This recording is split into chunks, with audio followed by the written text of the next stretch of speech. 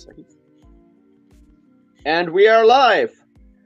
Welcome to this week's MRAdio, the men's rights radio show for the UK, where we talk about legal issues experienced by men and boys in the UK, but we also talk a little bit about cultural issues that affect men and boys, but also the wider society.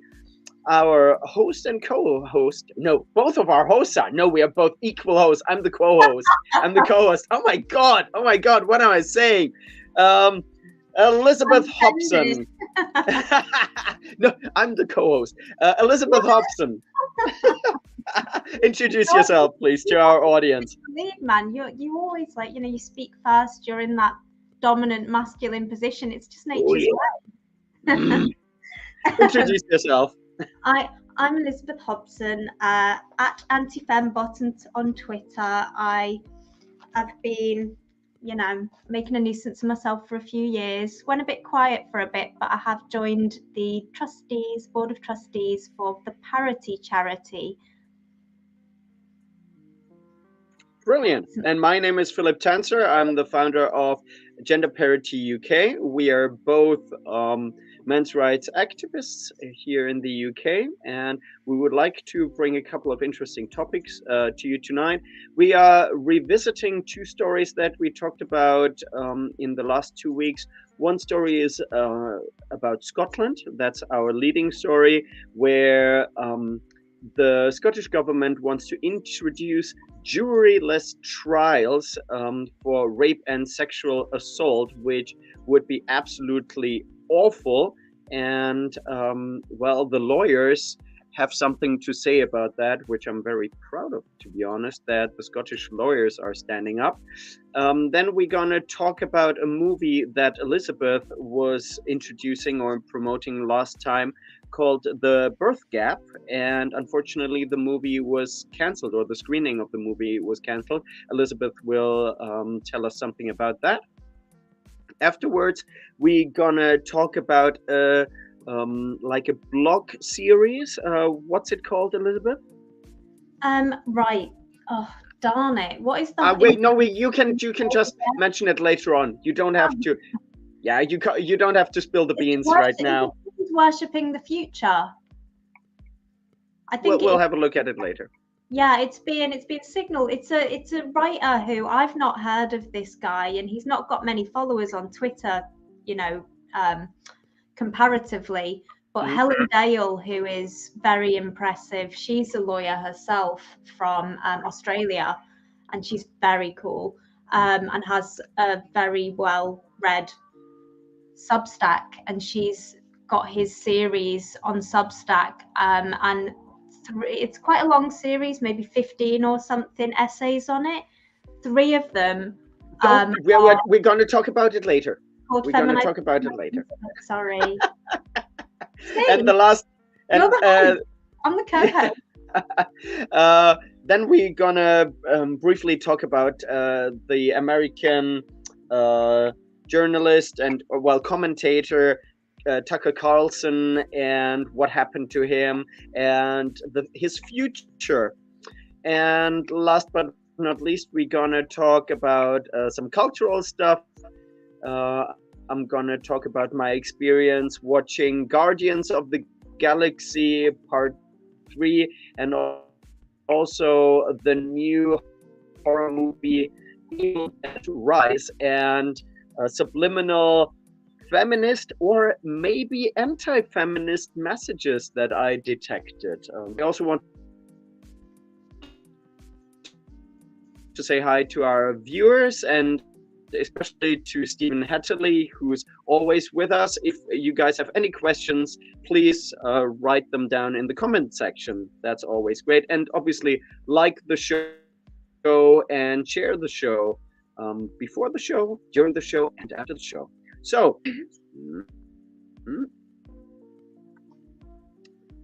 just gonna share the screen.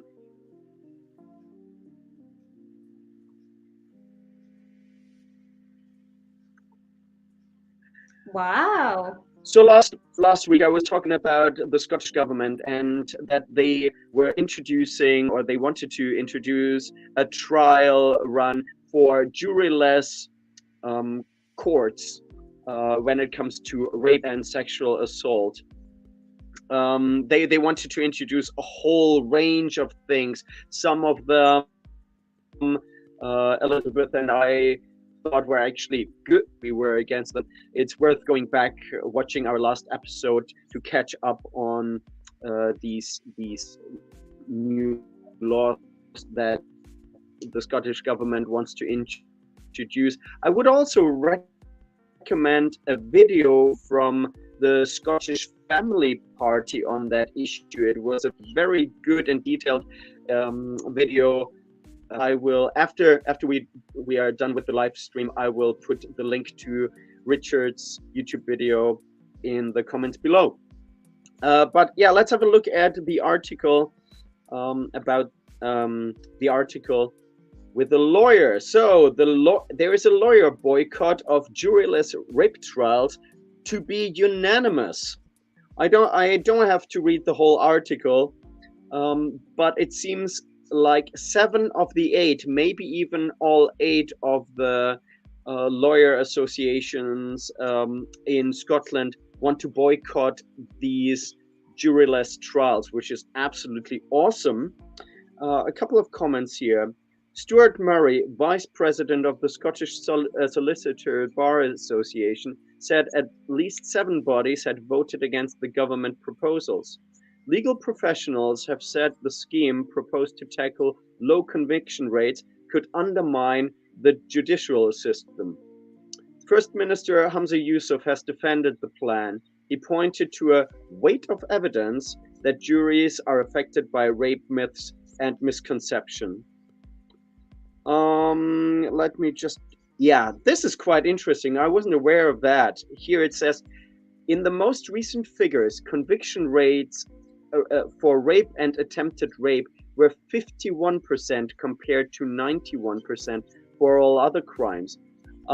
That's actually not bad, I would say. What do you think, Elizabeth? I think 51% is surprisingly high. And I think that feminists always say it's far lower than that.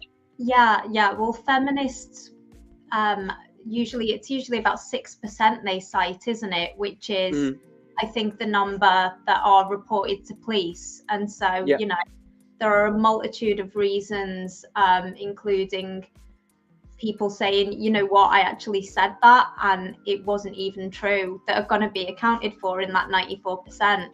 Exactly, yeah. And yeah, I mean, given where, if we are to believe feminists, most of these things happen, which is behind closed doors in private residences. And I do believe that. I think that 51% is remarkably high because there is almost always going to be basically no evidence. It's going to be a he said, she said, absolutely, or whatever scenario. Now, if the police and if the system does a good job before it actually goes to court, they should actually separate the cases that have a standing. I hope that's the right legal language. Cases that have a standing, they should actually hand them over to the court, and all the cases that have absolutely no evidence, no standing, they should be sorted out from the get-go. Right? Yes, yeah. And I think for the most part, that's what's happening. That's why we have this 6% number that that you just quoted. Yeah. Yeah. I mean, like, I really am gobsmacked, actually. Just the headline that the boycott is unanimous, because lawyers are people too. They happen to be people with a particularly bad reputation for doing anything for easy money. Yeah. But wouldn't this be like, ideal for them if they wanted to make easy money? Just, locate some judges who are gonna prosecute every time, find guilty, and all of these accusers to court, and they'll win every time. But no, they've turned around and done the right thing. I'm actually absolutely shocked. I'm also shocked at the common sense that they applied, which I will read out further down in the article. You know what? Sorry, you wanted to say? Yeah, it's not the common sense that I'm amazed by. You know, they're intelligent people. Not that necessarily means they'd have common sense, but it's the courage and the ethics of them. Mm-hmm. Yeah. To be honest, it makes me feel really good about the legal system, because I assumed that large parts of that profession have already been taken over by woke feminist agitators, but it seems like that's not the case. No, exactly. So let me read a little bit more, because this is really great. He goes on to say, the lawyer said he hoped the boycott would put an end to the scheme, but said he could not say for certain because the Scottish government was so unpredictable. I think that's great. That's a great statement. It is, yeah. Yeah. He said lawyers had responded to a quote-unquote knee-jerk reaction from the Scottish government, a blatant attempt to increase conviction rates. That's absolutely true. Spot on. Mm-hmm. Yep. Mr. Murray blamed shortcomings in pre-trial investigations for lower conviction rates. That's interesting. And I quote, he quotes, there are substantial failings which are highlighted in Lady Dorian's review of the lack of communication from the Crown, lack of involvement with the police, matters being delayed at an investigative stage, all issues which impact on the conviction rate, the lawyer said. I mean, that's brilliant. It's great that professionals are actually speaking out and defending their profession, I would say, or defending the legal apparatus. Well, no, that's great. That's the thing, though. Like, I feel like they are not. I mean, defend is a sort of weird word, but I mean, you know, there is a perverse way in which it would be like kind of good for their personal profession to like go along with this, but they're defending the law. Mm-hmm. You know, they really believe in it. They believe in it so much that they are gonna be, you know, risk being socially unpopular, and they're gonna give up, you know, access to this just magic money tree that's appearing in front of them, and say, like, no, this is just morally reprehensible and socially dysfunctional, and we will not participate in it. Yeah, it's great. He goes on to say, the way to deal with this is not to remove a jury of your peers, end quote. He said rape cases are also, quote, more intimate and typically lack evidence, such as CCTV footage and extensive witness testimony, leading to lower conviction rates. Mr. Murray said the scheme would hamper efforts to diversify the legal system, and countered the Scottish government's point that 80% of trials already took place without a jury. He said, that's a slightly disingenuous point. Those trials are lower level, consist mainly of minor assaults, shoplifting, cases that are far less serious than cases involving sexual offences, end quote. He echoed concerns about the Scottish review of rape trials lacking relevant evidence, with rules prohibiting researchers speaking to former jurors. Quote, there's been almost no investigation or review carried out in relation to the pilot scheme in Scotland, Mr. Murray said. Quote, the Scottish government is going about this in entirely the wrong manner, and rather than engaging with the profession, they are ignoring the profession. Yeah, I mean, this is great. It is very strong stuff, isn't it? Yeah. And that's a really interesting point, that they, you know, had rules as part of this review that they wouldn't talk to the jurors who've experienced it, you know, and try to ascertain whether they think that, because, you know, in the review they've said, well, you know, jurors are not qualified to adjudicate, you know, on the guilt or the innocence of these defendants. And that piece, are we actually going to look at the piece that Bettina Arndt has published? Yes. On it? I'm just gonna highlight one article, very disappointing but not surprising. I'm just gonna put that up real quick. We don't have to go into it. Yeah, no, I mean, I just wanted to point out that one of the points that she made was that there has, you know, it's very clear. I think it's actually come from like reviews of military tribunals, but this idea of trauma-informed adjudication on people's guilt or innocence, and you know, the theory essentially is that people who are traumatized will come across as not reliable victims. But there's actually, and you know, I mean, it makes us, you know, it sounds plausible, but there isn't actually evidence. And so what we're being asked to do is just, you know, in this instance, when it's a rape trial and someone, you know, that they are alleging that they've been victimized in this way and their story makes zero sense, we're supposed to go, well, it's almost certainly true then, because it makes zero sense. It's like, sounds a bit risky to me. You know the other thing is that now, the next thing is that now victims of sexual and domestic violence, they can just submit a video of their evidence, their statement, instead of actually being there in person, because they say, well, you can't force them to share the same room with their perpetrator. Look, I'm absolutely fine with there being a separation so that they don't have to see the perpetrator. I think that's absolutely fine. But if you only have a video link and somebody can be there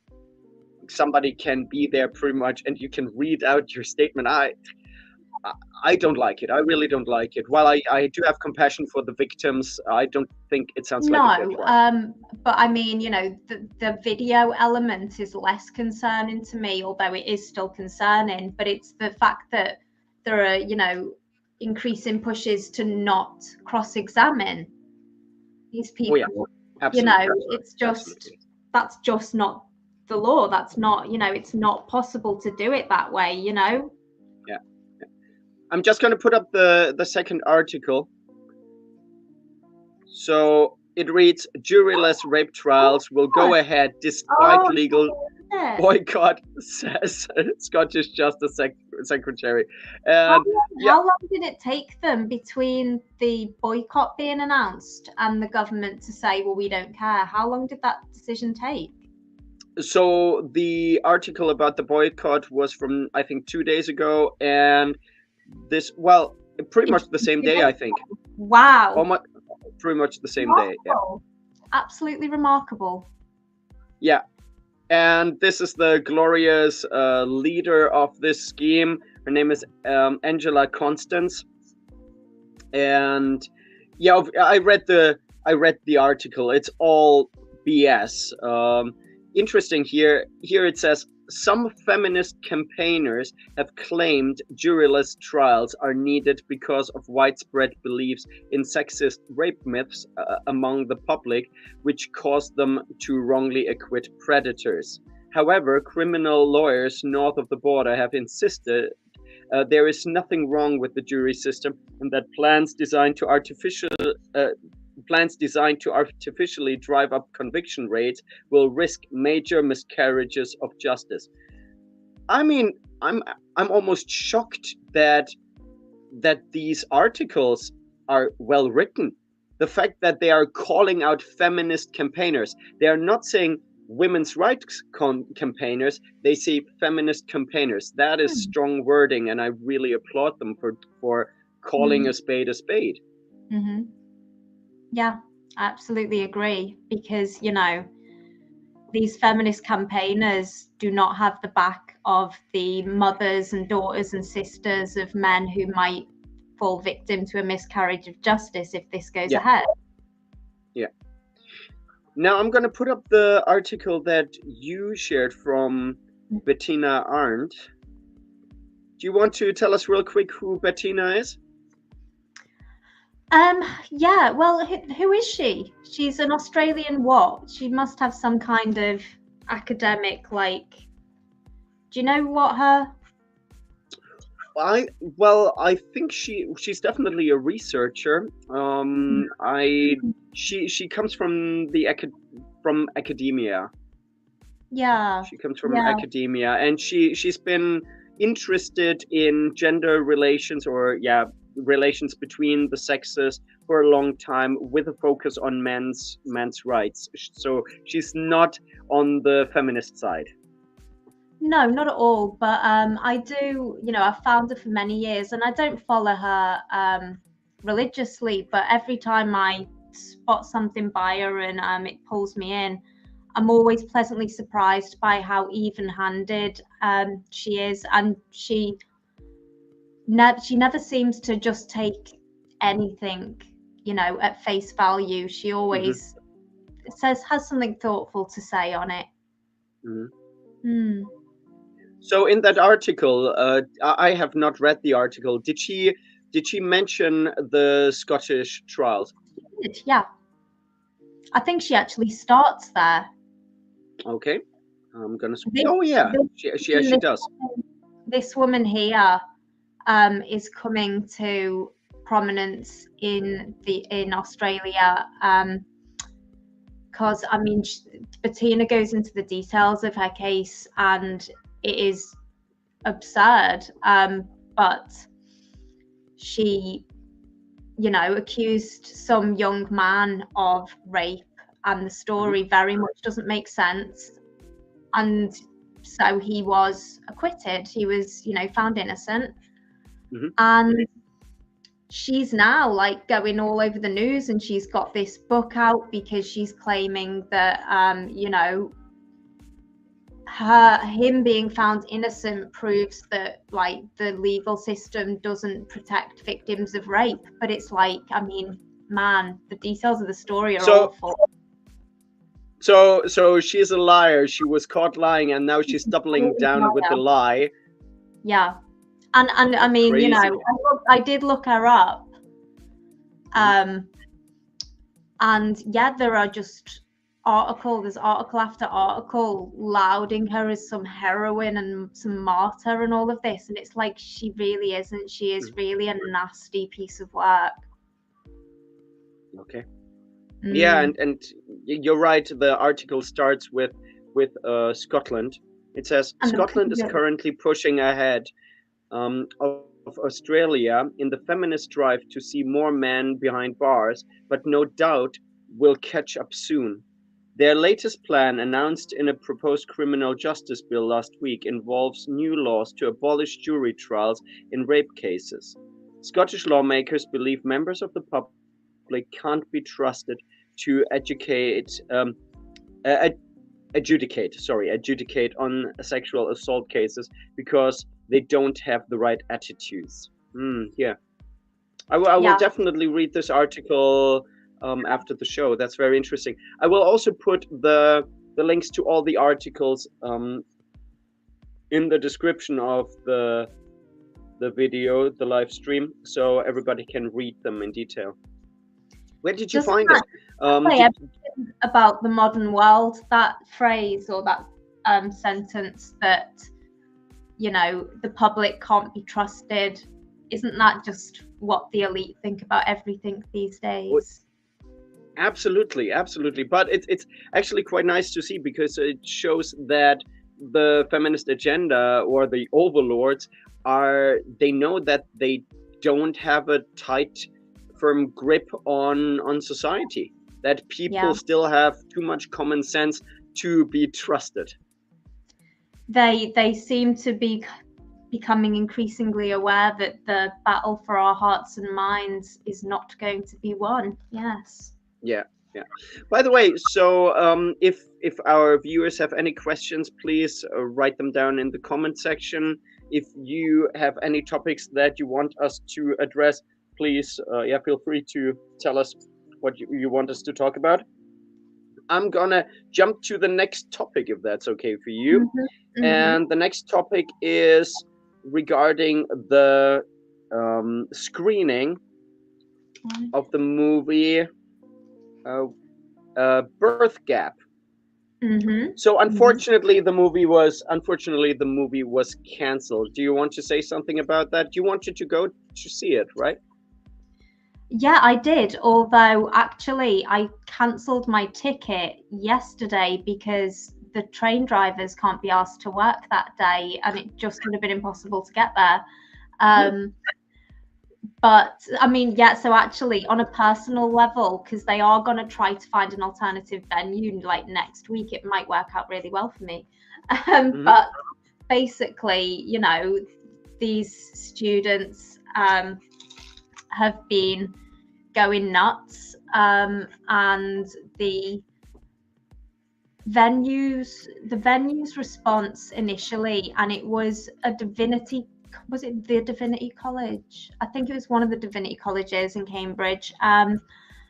Initially, they were like, okay, well, you know, you are going to the organizer, you are going to have to ensure that the protesters, and I think there's like 90 or something who've said they're going on some Facebook group, you've got to make sure that they behave themselves on a public street. And the organizer, she's Charlie Bentley Astor, was on GB News, and she was saying, you know, on a public street, the police have limited rights to, you know, make protesters behave. So what is she supposed to do? You know, it was kind of absurd, but it was going back and forth. And then in the end, the venue have just cancelled. But, you know, I mean, to be honest, this just a second. Yeah. So I've got on screen. I've got the letter that he sent out. Can you see it? Yeah. So here it says the venue placed increasingly impossible demands on us as hosts, including hiring expensive private security and involving police to keep the highway clear outside. With the help of generous donations and with a grant from the Free Speech Union, we were able to meet these demands. However, last night the venue decided to cancel the event. That is a great blow to myself and Stephen, who have put months of work into the screening. Stephen himself was already on the plane over from Japan when the college, the venue had cancelled. That's outrageous, isn't it? It really is outrageous. And the fact that it's a university as well, you know, if it was some random private venue, then like fair enough, you know, if an organizer wants to hold an event that might put their premises at risk, then yeah, you know, they can put any demands they want. But a university should be protecting free speech. I'm pretty sure that Cambridge has all of that in its charter, but you know, no, obviously not. And even when actually they put the demands, they turned around and said, well, just no. You know. But yeah, I mean, at the end of the day, it's unfortunate, clearly, and really highly rude, to be honest, to let it get to such a late stage that, you know, the director's on his flight from Japan when they cancel it. But the story it's been being spoken about around the world. I've seen it cropping up on all kinds of channels that are broadcasting globally. So it's probably backfired quite badly and reached a lot more people than it would have. Exactly. I think the fact that this is a free speech issue, the fact that these movies have been cancelled, it promotes the movies. And how do you call this effect? Is it the Barbara Streisand effect? Yeah. So if you want to cancel something and you actually end up promoting it and giving it much more attention than it usually would have had, that's called the Barbara Streisand effect. Now, I've got a question to you because you brought this topic up. Why is a movie called Birth Gap, Childless World? Why are we talking about this in a men's rights radio show? Well, I mean, you know, to be fair, you introduced us both as men's rights advocates earlier, and I will take that, but I don't actually call myself that. I call myself a gender equality advocate. Mm-hmm. And I do care about women, and I also care very much more generally about social cohesion and human dignity and flourishing. And Mm-hmm. the first part of this documentary is actually available on YouTube now. And that Okay. is a critically important part where they're discussing the economic fallout from declining populations, and what happens to societies when this problem starts to bite. But then there is also later on in the movie, which we haven't seen yet, although there have been there's some clips in the trailer and stuff. He talks to women who have made decisions to delay motherhood because feminists say that they need to focus on their careers. That's the most important thing. The whole of that is the dominant narrative in the West. And then they get to a point where they realize that they missed their opportunity. Mm-hmm. And it's personally gutting. And I have a lot of sympathy for women in that situation. And actually, it's kind of really unfair because they are, they feel, a lot of these women feel like they are making responsible decisions. Like they are trying to make themselves, wealthy enough to have their family, and they're holding out to meet this man that they think is going to be the best partner and father and all of this stuff, because they're told that is the responsible thing to do, and then they just find that they were lied to about the feasibility of pushing the date back. When I asked you why we're talking about this, it was a bit of a trick question because I found that many, maybe most so-called men's rights activists have a deep interest in real women's issues, and they care about society as a whole. And I'm almost shocked that every time I talk to a men's rights activist, they have very similar views in other cultural areas. They're very often, not always, but very often pro-life. They actually care about women's happiness much more than I would say feminists do. They are critical of women, I would say, but they are positively critical of women. Now, there are also some angry men's rights activists that maybe don't look as much at the happiness of women at that time because they've been recently wounded. But overall, I think most people in the men's rights movement, they actually just want society to heal again, and they want everybody to get on and be happy again. And I think motherhood, the liberation of women from feminism is an important point. Yeah. And I mean, actually, I missed a bit when I said I'm a gender equality advocate. I'm an anti-feminist gender equality advocate.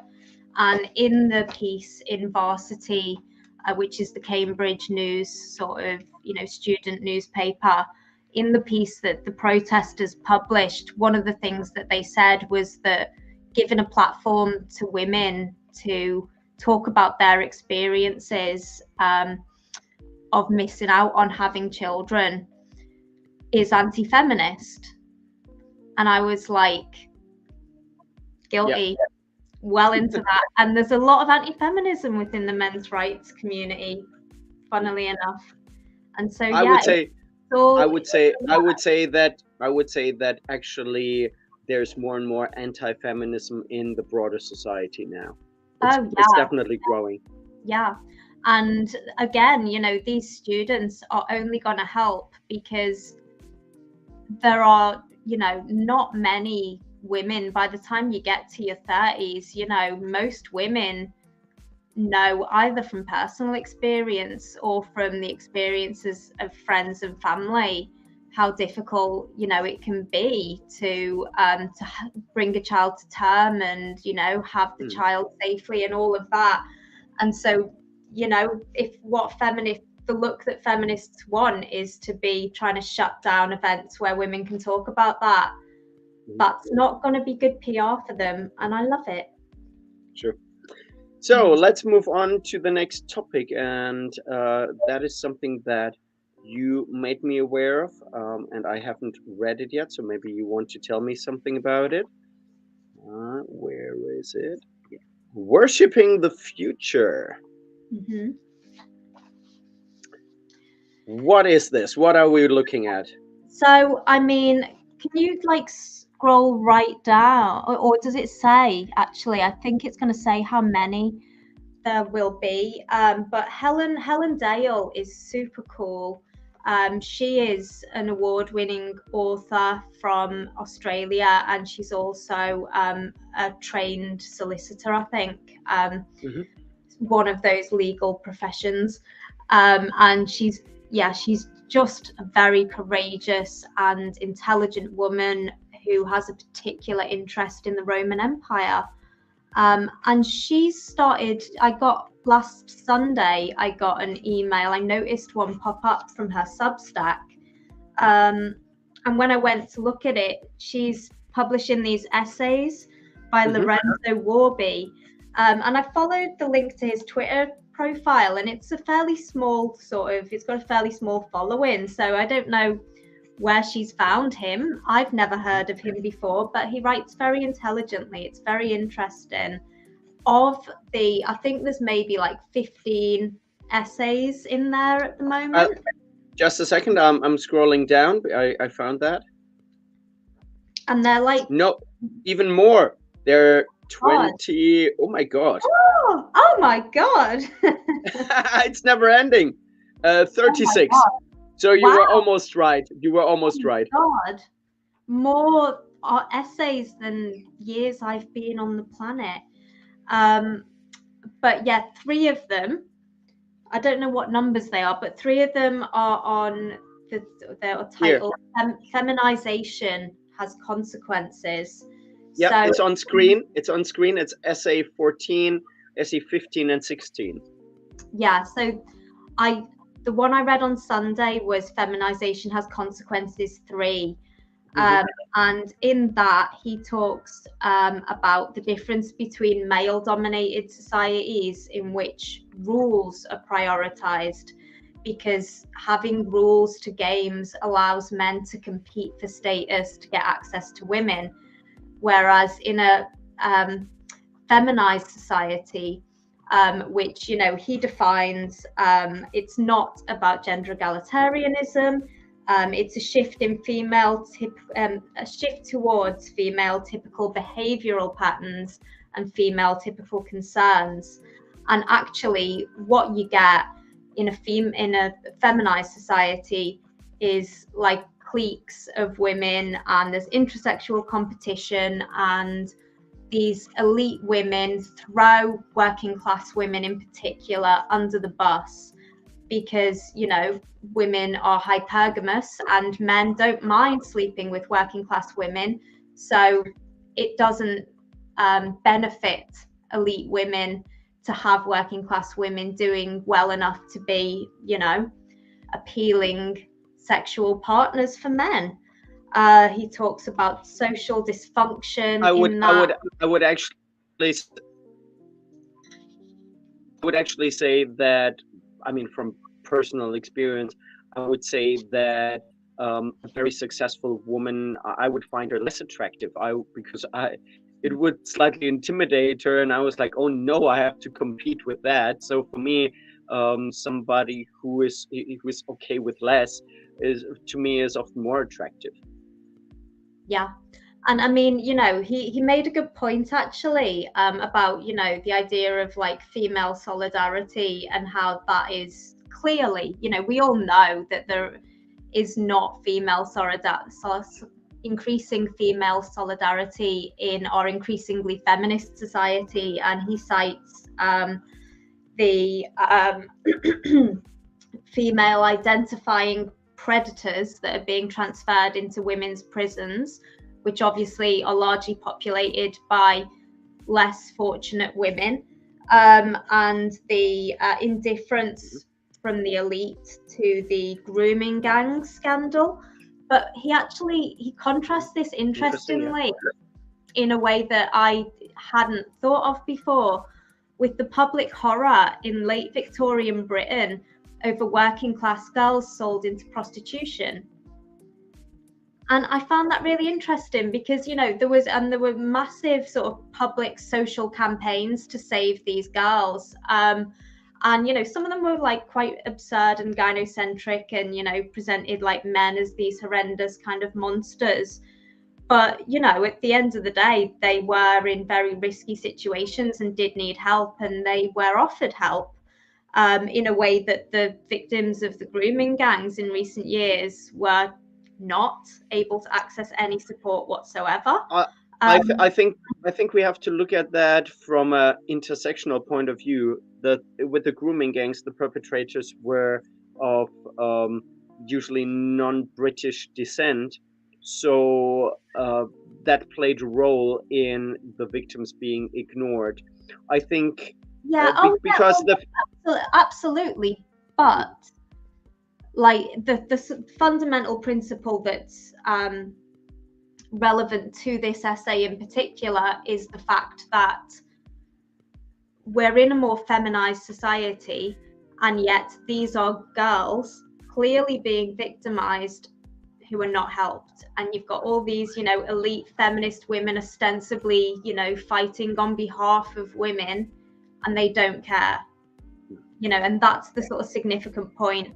And what he says about the Victorian kind of panic and efforts to mitigate this prostitution trade with the working class girls is that the public outrage was not despite Victorian Britain being more patriarchal, specifically more masculinized society, but precisely because it was so.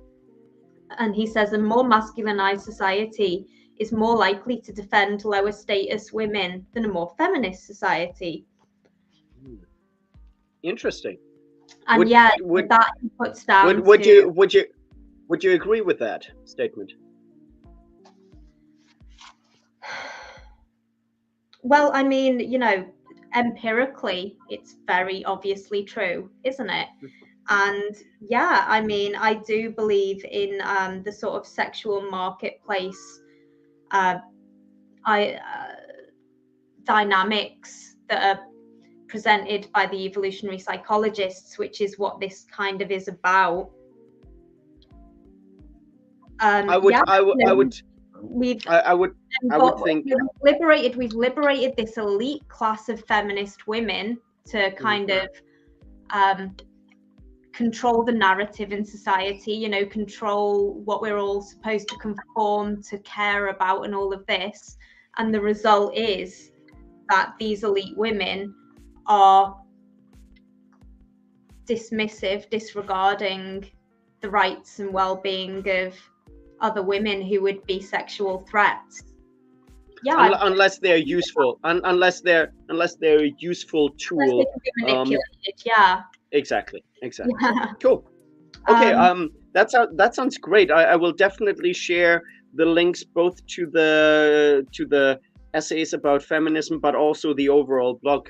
That looks great. Yeah. I read Feminization Has Consequences 1 just earlier as well, and that's really interesting. That goes into sex differences, biological, psychological, sex roles, and the difference between gender egalitarian societies and feminized societies. And he talks about sort of historical gender egalitarian societies, which is like Celtic societies, Norse, Germanic societies, Sparta and Rome. And basically he says that, well, the men are often away. If the men are away waging war and stuff like that, then women have to look after the assets. And they often have to be armed as well to defend themselves if someone else comes and tries to, you know, have their way. And yeah. Interesting. Yeah, it's all very interesting. Thank you so much. Thank you so much for sharing that. I'm looking forward to looking at it. Yeah, brilliant. So, next topic, Tucker Carlson. I think everybody who doesn't live under a rock knows who Tucker Carlson is. He was the most successful TV host in, I think, American TV history. He was a commentator on Fox News until a week ago, roughly, when he was fired from Fox News. And now Fox News has obviously experienced a massive decline in viewership. And Tucker Carlson came out with a statement, I think yesterday or today. What was that statement? Yeah, he is going to continue with his Tucker Tonight programming, but it's going to be broadcast on Twitter. That's exciting. It's very exciting. Yeah. The only problem that I have is that the Twitter video player is absolute crap, if I may say so. I would say so. Quite often, if you want to play even a short video, it stops. It doesn't play the sound sometimes. So they really have to work on that. And obviously, it would be great if Twitter could massively improve on that and maybe become competition to YouTube and other formats. That would be great. Yeah. Now you said that you haven't spent a lot of time on Twitter recently. You wanted to when Elon Musk took over, but you haven't really increased your use of Twitter. Is that right? Yeah, that's right. Yeah, I just got, you know, I was doing this job that was so intense that I was not able to keep up with social media. It does move fast, doesn't it? But yeah, when Elon took over the space, I wanted to start utilizing it a bit more just to show some support, that I was pleased that had happened, but I didn't quite get round to it. However, I have been watching Tucker Carlson and Redacted are like the two programs that I do try to tune into as regularly as possible. And actually, funny enough, just before he was fired, I've been wanting to become a subscriber of Fox Nation so I could watch his documentaries. And you know, I've had the Fox News app and I've been following Fox on YouTube and on Rumble, and there's nothing else that is tolerable on that network at all. Russell Brand did share a clip of a debate on drugs in which Gutfeld was actually being rather interesting, which surprised me because his show is just unbearable. It's like this kind of lightweight comedy, awful show. But yeah, I don't know if they're going to try and make him the new like freedom loving cool Fox News guy, but it's like they've killed it. They killed it when they fired Tucker. But yeah, I've been wanting to get the Fox Nation app because that's the only way that you can see the Tucker's documentaries. You can see some old ones on the app in our country, but Fox Nation, the website, there's a geographical restriction on it here. We are not trusted in Britain to watch that. The British public's not trusted to watch that. So I purchased a VPN subscription like just before Tucker was fired, so that I would be able to watch his documentaries on Fox Nation. And it's just, he happened to get fired just before I gave them my money. So I think, unfortunately, Fox Nation will still be the only place where you can watch them, because I'm pretty sure that they have the rights to it. I'm sure, but you don't want. You're not giving them the money. Yeah. Yeah, of course. Yeah, I would agree. I'm very excited to see where Tucker is going. On YouTube channels that I watch, like for example Timcast IRL with Tim Pool, they mentioned that while it's great that Tucker is free now, on the other hand, he did reach a certain demographic that you just will not reach on Twitter, the older demographic, and they are important as voter bloc, and because they're usually not as, many of them are not as informed, and they will not search the internet for information. It was important that there was a common sense voice on a regular TV channel, and they lost that, which is a bit sad. I think that's a good argument that Tim Pool made. Yeah, they said that on Redacted as well when they were talking about it, and yeah, that is massively unfortunate. And I was quite complacent. It was very clear that Tucker was, you know, and he said it in various interviews while he was working there. You know, there is a whip. Everyone knows there's a whip at Fox News. And there are various narratives that are supposed to be held. But I thought that, you know, Tucker's profile was just so big that they wouldn't let him go because they cared how many people were tuning in. But apparently they don't have that priority. So yes, it is absolutely unbelievable that they would fire Tucker Carlson, who was their one big star. And the same thing with Bud Light and Dylan Mulvaney, the whole trans issue, how much money they lost just with that. And they still have not really apologized for it. They have not backpedaled completely. But I think at one point these corporations, they will not be able to just throw away money as they are doing right now. And I think certain companies have already backpedaled.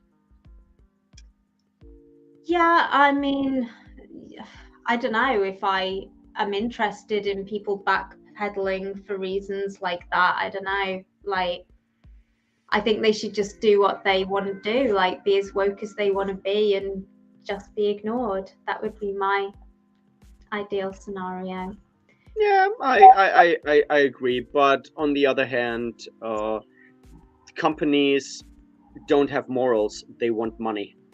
And in the end, our decisions, our decisions. Or money. It was not morals or money at Fox News. Or I don't know. I mean, maybe there was money, you know, from Big Pharma or the military-industrial complex, or I don't know, the Biden administration. Who knows?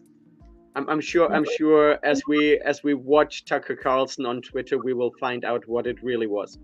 So in the last 10 minutes, I can tell you a little bit about my latest movie-going experiences. Since I'm a dad now, I can't go to the cinema very often, but last Sunday I had a day off and I watched 2 movies in a row. One was Guardians of the Galaxy Part 3, and the other one was Evil Dead Rise, which is a horror movie of the very, very brutal and bloody Evil Dead series. Now, in regards to Guardian of the Galaxy, which is part of the MCU, the Marvel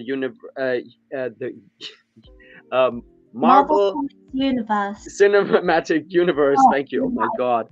It's the alcohol. So the last movie. You didn't even offer me one, man. Come on. Rude. Where's your manners?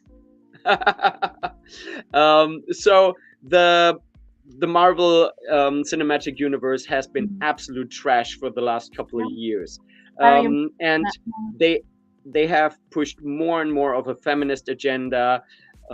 People that watch Marvel movies will have noticed that they replaced the really great masculine characters, and they have replaced them with completely useless female characters, and they even threw the amazing female characters that they had under the bus, or made them more feminist, and made them, because of that, less interesting.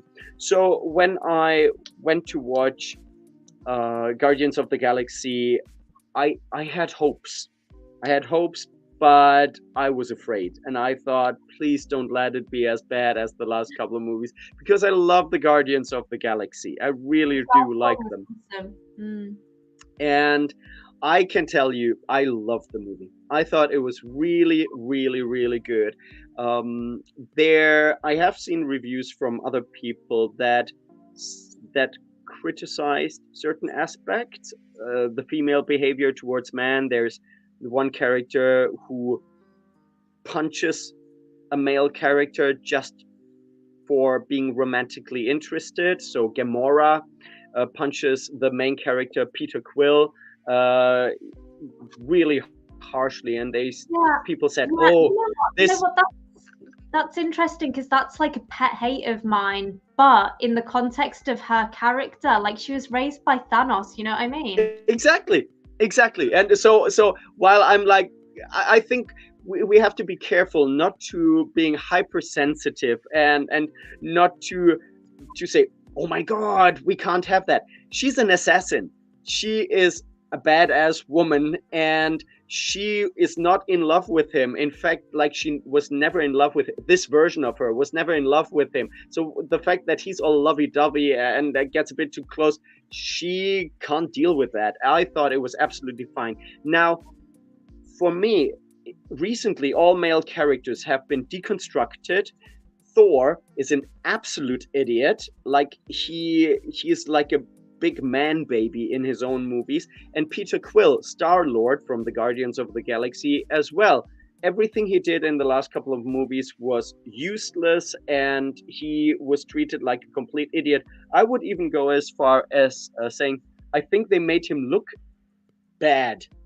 Now, I think that Chris Pratt is a pretty good-looking guy. He is incredibly charming. And in the last couple of years, he worked out a lot, and he looked really good. But in the last two movies, Philip, yeah, did you see him wearing his "Don't Tread on Me" T-shirt a few years ago? Oh yes, I did. Yeah, oh God, that was like all my Christmases at once the day I saw that picture online. Well, he's also openly evangelical Christian, and in a very loving way. And he gets a lot of hate for it, and there were quite a few attacks against him, and people were afraid that Marvel and Disney would let go of him simply because he's a Christian, but that doesn't seem to be the case. I think he's just too damn likable. They've just vindictively wrote his part so that he's completely useless. Yes, but not in this movie. In the new Guardians of the Galaxy, he is competent. For the first time, I would say, you really understand why he is the leader of the Guardians. Good night, Stephen. See you. One of our viewers said good night. He is competent. He is likable. He is determined. He has a bit of a drinking problem in the beginning because he misses Gamora, and he passes out, and one of the female group members is carrying him, but it's not in an emasculating way, I would say. So I really loved his character. Well, no good character is not flawed. You don't have a absolutely.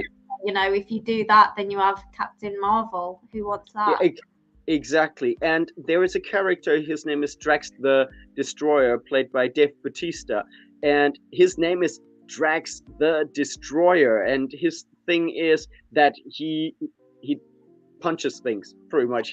He's strong, and he's an alien from an alien race, and well, in the comic books he's actually human, but let's just say he's an alien race, and he doesn't understand human humor. So quite often he's also depicted as stupid, and he's actually being called stupid in the movie by the female characters. And it's a really interesting scene because one of the female characters berates him, and the other female character who cares about him defends him and says, stop treating him badly just because he's stupid. And then Drax says, you think I'm stupid? And he says, yes, but you're a good person. Like she said, yes, but you bring so much to the team. You're the heart of the team. I'm paraphrasing here. But he's really hurt because of what she said. But she has the ability to make people forget things. So she says, forget what I said. And later on in the movie, he proves what his value is. There are these kids, and these kids speak an alien language, and nobody can communicate with them. And all of a sudden, Drax talks to them, and the female members, they're like, why didn't you say you can understand them? And he says, because you didn't ask me. And then he just talks to them and brings them to safety. And at the very end of the movie, spoiler alert, so if people don't want to hear it, don't listen to the next couple of seconds. At the end of the movie, the girl that erases his memories, she says, your name is Drax the Destroyer, but you were born to be a dad. And the sad thing is that Thanos killed his daughter.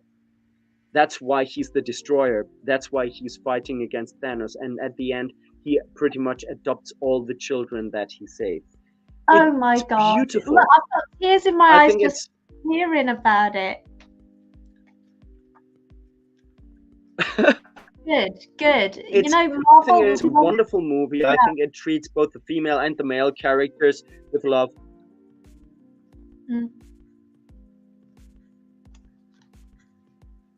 Yeah, and the whole movie, the focus on of the whole trilogy, I would say, is a focus on family, but not the family that you have, that you were born in.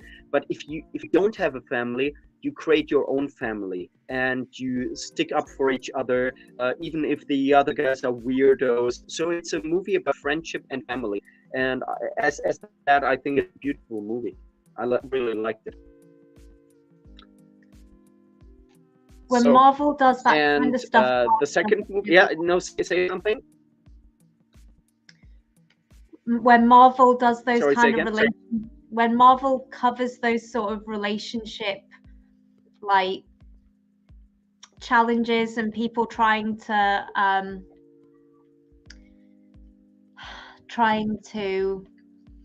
work out who they are and how they fit in with the world and all of that, and learning what the most important things in their lives are. When they do that well, they do it really well. Yeah. And I think it started with the first Guardians of the Galaxy. I don't know if you remember, but Peter Quill, the first thing that happens is he loses his mother to cancer.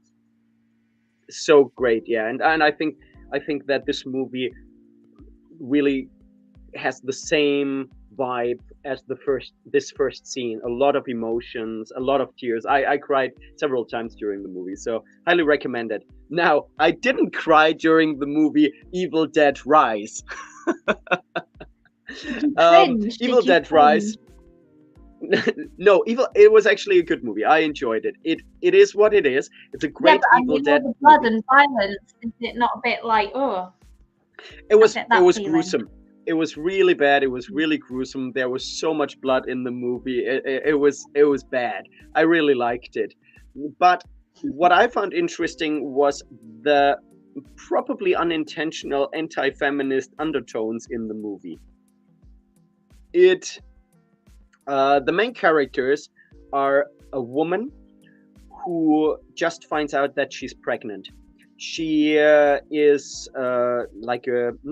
well, her sister calls her a groupie, but actually she works for a band, so she's constantly on tour, and she apparently is in love with one of the band members, and she falls pregnant, and it's a surprise. And to get support, emotional support, she goes to her sister, who has 3 children, and so she just crashes into the life of the sister. The sister is a tattoo artist, is a bit of a wreck, I would say, and the sister is also in a pretty bad situation because her ex-husband, I assume, just moved away, and so it doesn't help her with the children anymore. It's not really explained what happened and so on, but he's not helping with the children anymore. He let her down, and she is about to lose her apartment because the whole the whole apartment complex is about to be demolished. The children, so she's obviously a feminist. The children, she has 2 daughters and a son. The older daughter is, I would say, gender neutral-ish, and is just talking about going to a environmental protest, that she wants to go to an environmental protest. And on her door, she has a poster saying, "Feminism is not a dirty word." Her son also looks pretty androgynous, and he's like a DJ, and a weakish guy, I would say. And then she has a young daughter with long blonde hair who is pretty innocent, just a nice little girl. So, where are the feminist and potentially anti-feminist undertones?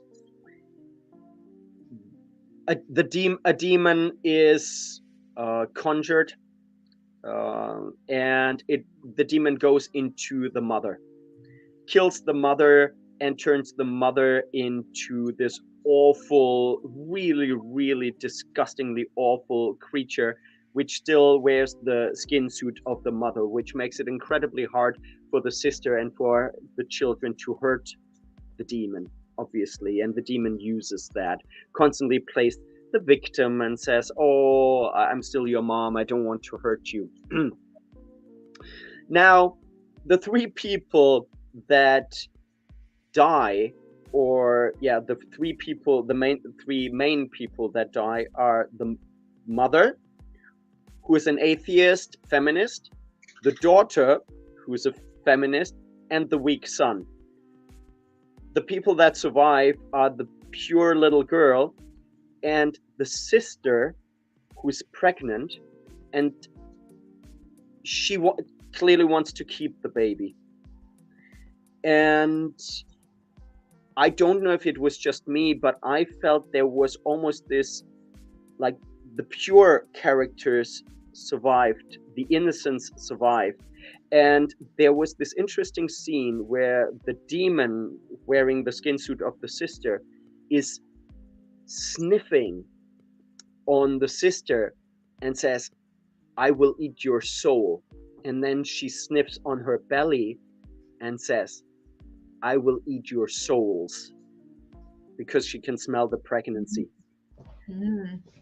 Well, the interesting thing is, because she just had a pregnancy test, and the demon can still smell the soul of the baby, which is a massive pro-life argument.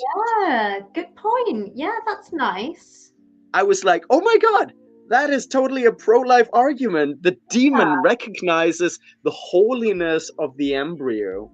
And I thought that it was quite like the like feminists sitting in the audience going, it's just a couple of cells, a clump of cells. Parasite. Yes, and also there were, like, the demon kills a couple of male characters but doesn't put a lot of attention to it.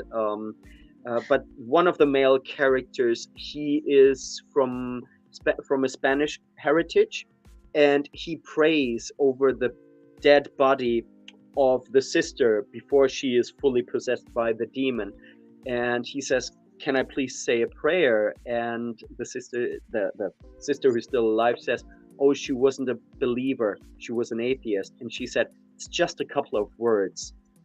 And so he prays for her, and then he's the first person who's being killed by the demon. And I actually thought that faith, that the religious man, was portrayed in a very positive light. And I would say, well, no wonder that she was possessed by the demon. She didn't have any faith. She didn't have like a safeguard, so to speak. And another character, and that's the last thing I'm going to mention, there is another character, a rough guy, and he's talking about his shotguns and stuff like that. And the shotgun comes in very handy. So I would actually say that the movie is also pro Second Amendment. Yeah. I mean, maybe I'm reading too much. Maybe I'm reading too much into it. But I thought these things were there if you really wanted to see that. Just a second. We have 2 comments from Terry. One of my guys from Gender Parity UK. He said, "Trump just filed appeal of the Carroll verdict. No details on grounds, though." Have you heard about the Trump thing that he? Trial? Yes, the rape trial. Absurd. Do you want to mention that real quick? Well, have you seen the any of the clips from the town hall he just did on CNN? Oh yeah, brilliant, really good. All I'm going to say is that she had a dog or a cat called Vagina. Yes, yeah. But yeah, I mean, you know what? My highlight actually, I mean, his performance on that was just wonderfully entertaining. But actually, I really loved seeing some clips of the audience reaction afterwards. And one of these CNN news anchors goes to this woman and he's like, "Well, what do you think?" He's talking about this woman who, you know, he's just been what is it? Is it? Yeah, he's convicted, isn't he? He's convicted. No. They found him guilty of battery, which can be just touching somebody unwantedly. Okay, like that's battery. Yeah. Right. So what did she say? And they're like, you know, as a woman, like, you know, what do you think about that? And she was like, "I don't really care." And the news anchor's like, "What?" And she's like, "Well, you know, I mean, these things, they come up from 20 or 30 years ago, and it's like he said, she said, and I don't know, so I don't care." Awesome. Like, amen. Yeah. I think cases like Brett Kavanaugh and Terry White just said found liable for sexual assault. I think it was sexual battery, but I think it's pretty much the same thing.